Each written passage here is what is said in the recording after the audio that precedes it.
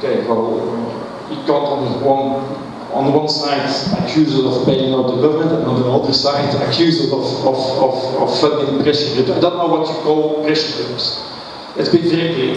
The EU has never supported any regime change type of activities. Let's be very clear about that. Okay? And I defy anybody to prove otherwise. When you say there's no smoke without fire, well, you know, in these countries and in other countries, a lot of people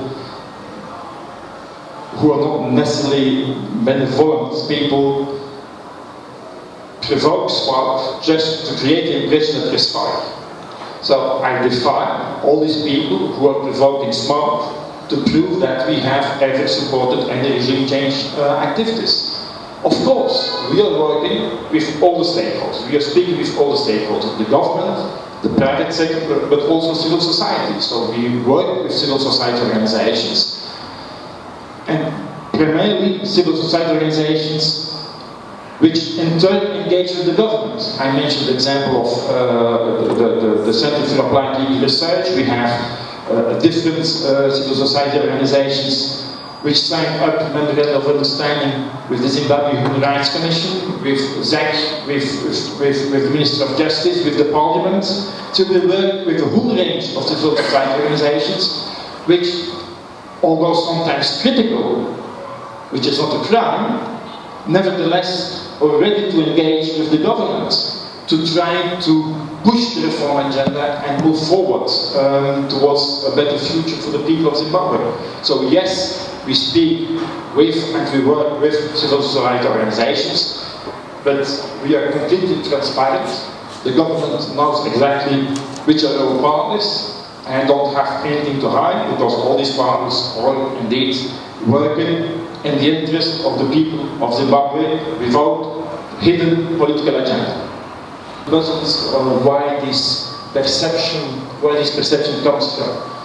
As I said, first of all, we haven't changed our implementation modalities of our development cooperation. So our development cooperation continues to be channeled through international agencies and through civil society organizations. So no ambiguity on that at all. Secondly, we have indeed encouraged the government to move forward on its reform agenda. And we have, through different platforms, I think, welcomed the reform agenda the government has presented to the international community. I'm now referring in particular to what we call the Lima reform agenda. That's the document which the government presented at the fall meetings of the IMF and the World Bank in Lima in October 2015, which was a homegrown reform agenda of the government. We were not involved in that. We just discovered it as everybody else, and we thought that this was a good starting point indeed for an intensified dialogue on how to implement this dialogue. And we always consistently said, if indeed you can work out this agenda, this reform agenda, and effectively implement this reform agenda, we as international partners, we are willing to help you in implementing these reforms. To the extent that there is no progress on the ground on some of these programs, we can't mobilize any funding. So there's no question of bailing out. We have always been very clear. We can help the government on two conditions. One is a technical international condition, which is true everywhere in the world. They have to clear the arrears they have with the international financial institutions.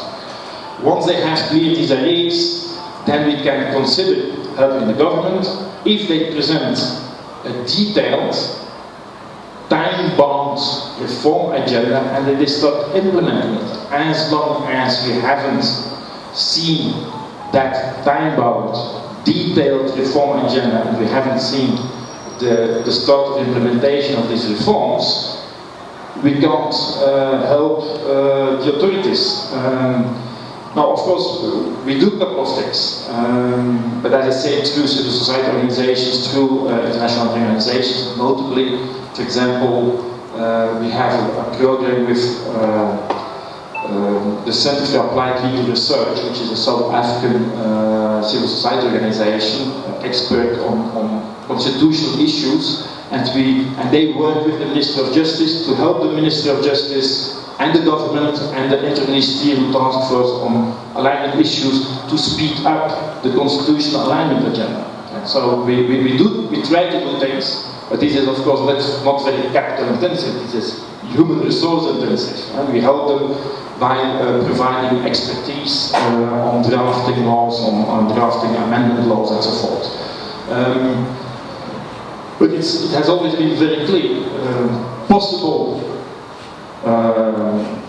funding through the international organizations and in the second phase through bilateral organizations is conditioned by reforms. Economic reforms, but also political reforms. We have, of course, to be reassured, for example, that the electoral process in the run to 2018 will be done and will be prepared in a fair and transparent and inclusive way. Of course, we are concerned about the human rights situation, so it's a package. So we are talking to the government, but we all know on both sides what is needed to be done. So I guess you guys are talking, and obviously conversations are happening, obviously behind the scenes. I want to touch on another. For these and other stories, visit our website www.263chat.com. Follow us on Twitter @263chat and like our Facebook page 263chat.